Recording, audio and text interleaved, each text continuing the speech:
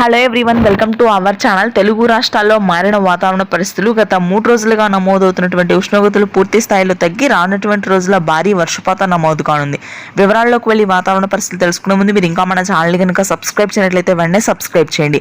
ముఖ్యంగా రానున్నటువంటి 3 రోజుల పాటు ఉపరితల ద్రోణి ప్రభావంతో ఉత్తరాంధ్ర, మధ్యాంధ్ర, ఉత్తర తెలంగాణ, మధ్య తెలంగాణ ప్రాంతాల్లో మోస్తరు నుంచి భారీ వర్షపాతం నమోదు కానుంది. దాదాపుగా మే 4వ తారీఖు వరకు కూడా తెలంగాణలో ఇదే విధంగా వర్షాలు నమోదు కానున్నాయి. జిల్లాల వారీగా, ప్రాంతాల వారీగా చూసుకున్నట్లయితే ఆదిలాబాద్, ఆసిఫాబాద్, మంచిర్యాల, పెద్దపల్లి, జయశంకర్ భూపాలపల్లి, మునుగు, హన్మకొండ, వరంగల్, సిద్దిపేట, సిరిసిల్ల, జగిత్యాల, నిజామాబాద్, కామారెడ్డి, మెదక్, వికారాబాద్, హైదరాబాద్ నగర ప్రాంతం మొత్తం కూడా తేలికపాటి నుంచి మోస్తరు వర్షపాతం నమోదు కానుంది.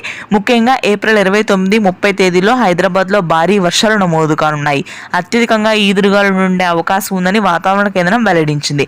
ఇక మధ్యాంధ్ర జిల్లాల్లో మాత్రం తేలికపాటి వర్షాలు ఉన్నప్పటికీ ఈదురుగాలుల ప్రభావం అత్యధికంగా ఉంటుంది. గుంటూరు, కృష్ణా, ప్రకాశం, పశ్చిమ గోదావరి జిల్లాల్లో తేలికపాటి వర్షాలు ఉంటాయి. శ్రీకాకుళం, విజయనగరం, విశాఖపట్నం ప్రాంతాల్లో మాత్రం భారీ వర్షపాతం నమోదవుతుంది. ఈదురుగాలులు ఉంటాయి. మిగిలిన ప్రాంతాల్లో పొడి వాతావరణం కొనసాగుతుంది. Thanks for watching.